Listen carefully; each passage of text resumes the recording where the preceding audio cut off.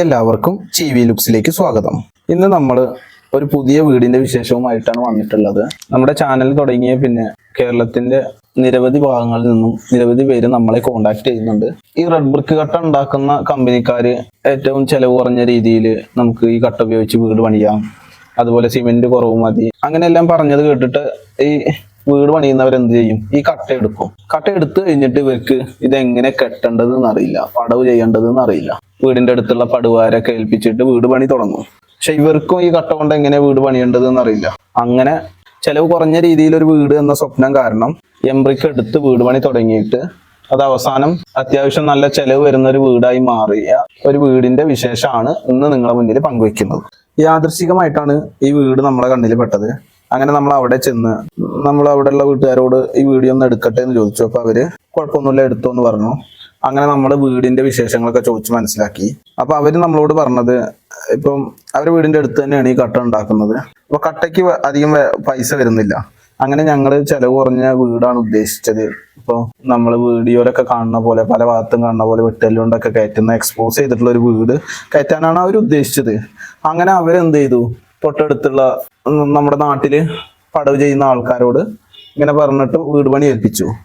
ഈ പടവ് ചെയ്യുന്ന ആൾക്കാർക്ക് ഇതൊരു പുതിയ കട്ടായതുകൊണ്ട് ഇതുകൊണ്ട് എങ്ങനെ വീട് കയറ്റേണ്ടതെന്ന് അറിയില്ല. അവരെന്ത് ചെയ്തു? സാധാ വെട്ടല് പടുക്കുന്നത് പോലെ അങ്ങോട്ട് പടുത്തു പോയി. 2 ഇഞ്ചോളം ഗ്യാപ്പ് ഉണ്ട്.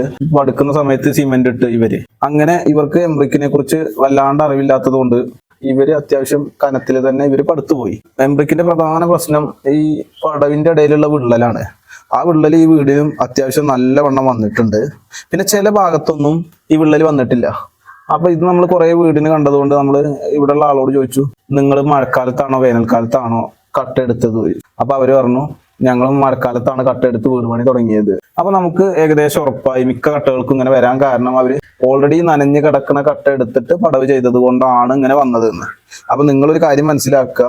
അപ്പൊ വീണ്ടും വീണ്ടും പറയുകയാണ്, നിങ്ങൾ അത്യാവശ്യം നല്ല ഉണങ്ങി കിടക്കുന്ന എംബ്രിക്ക് എടുത്തിട്ട് നനച്ചിട്ട് വേണമെന്നുണ്ടെങ്കിൽ വീട് കെട്ടിക്കോ. അങ്ങനെ വരുന്ന സമയത്ത് പടവുകൾക്കിടയിൽ ഈ ഒരു വിള്ളല് വരത്തില്ല. പിന്നെ ഇവിടെ ഉള്ള പടവുകാർ എന്ത് ചെയ്തു? സാധാ വീട് കെട്ടുന്ന പോലെയാണ് കെട്ടി. ഇവര് ജനലിന്റെ അടിയിലൊക്കെ നമ്മള് ചെറിയ മുറി കട്ടകൾ വെക്കുമല്ലോ, അതിന് പകരം ഇവര് ഇഷ്ടികയൊക്കെ വെച്ച്, അതുപോലെ ലിൻഡലൊക്കെ ഇവർക്ക് തോന്നിയ പോലെ കോൺക്രീറ്റ് ചെയ്ത്, അങ്ങനെയൊക്കെ പറഞ്ഞാൽ ഇവര് കട്ട ഒരേ ലെവലിൽ തന്നെയാണ് വെച്ചിട്ടുള്ളത്. അപ്പൊ ഈ കാര്യമൊന്നും ഇവര് ശ്രദ്ധിച്ചില്ല. അപ്പൊ ഞങ്ങൾ ഇവരോട് ചോദിച്ചു, നിങ്ങളിത് പണിയുന്ന സമയത്ത് ഇവിടെ ഉണ്ടായിരുന്നില്ല? അപ്പൊ അവരെ വീട് അവിടെ അല്ലാത്തത് കൊണ്ട് തന്നെ അവർ ഇടയ്ക്കിടയ്ക്ക് വന്നു പോവാറുള്ളൂ. ഞങ്ങളൊരു ദിവസം വന്ന സമയത്ത് ഇത് ഇത്രയും കെട്ടിപ്പൊക്കി വെച്ചിട്ടുണ്ട്, ഇവര് ഇടയ്ക്കെല്ലാം ഇതൊക്കെ ഇട്ടിട്ട് വെച്ചിട്ടുണ്ട്. പിന്നെ ഞങ്ങൾക്ക് ഒന്നും പറയാനും പറ്റാത്ത അവസ്ഥയായി പോയി. അവരോട് പറയുമ്പോൾ ഞങ്ങൾ ഈ കട്ട കൊണ്ട് ഇതുവരെ വീട് പണി എടുത്തിട്ടില്ല, അതുകൊണ്ടാണ് എന്നൊക്കെ പറഞ്ഞിട്ട് അങ്ങനെ അവര് കൈയൊഴിഞ്ഞു. ഇവര് വീടിന്റെ ഉള്ളും പുറവും ഇവര് ഗ്രൂ ചെയ്തിട്ടാണ് ഇവര് വീട് പണി ചെയ്തിട്ടുള്ളത്. അതുകൊണ്ട് ഇവർക്ക് ഒരു മെച്ചമുണ്ട്. ഇനി ഇവർക്ക് സിമെന്റ് പ്ലാസ്റ്ററിങ് ചെയ്യുകയാണെന്നുണ്ടെങ്കിൽ ഒന്നും കൂടി ഉറപ്പ് കിട്ടും. മറ്റൊന്ന്, ഈ വീടിന്റെ വയറിങ്ങിനെ കുറിച്ചാണ് പറയാനുള്ളത്. അപ്പൊ ഇവര് എക്സ്പോസ് ചെയ്തിട്ടുള്ള ഒരു വീടാണ് ഇവർ ഉദ്ദേശിച്ചത്. പക്ഷെ വയറിങ്ങുകാരൻ എന്ത് ചെയ്തു? വീടിന്റെ പുറത്തു കൂടെ എല്ലാം ഗ്രൈൻഡർ വെച്ച് കട്ട് ചെയ്ത് പൈപ്പ് ഇട്ടു. അപ്പൊ പിന്നെ ഇവർക്ക് ഉറപ്പായി ഈ വീടിന് അതുപോലെ ചെയ്യാൻ പറ്റില്ല, ഇനി വീട് തേക്ക് തന്നെ വേണം.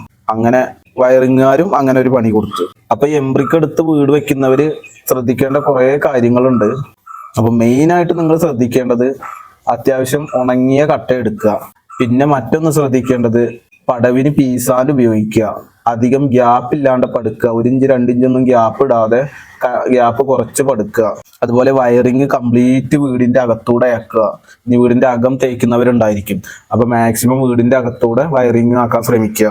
മറ്റൊന്ന്, പടുക്കുന്ന സമയത്തും അതുപോലെ കോൺക്രീറ്റ് ചെയ്യുന്ന സമയത്തും വാർപ്പിന്റെ സമയത്തും എല്ലാം ഒലിച്ചിറങ്ങുന്ന ഗ്രൗട്ട് ഉണ്ടായിരിക്കും കട്ടയില്.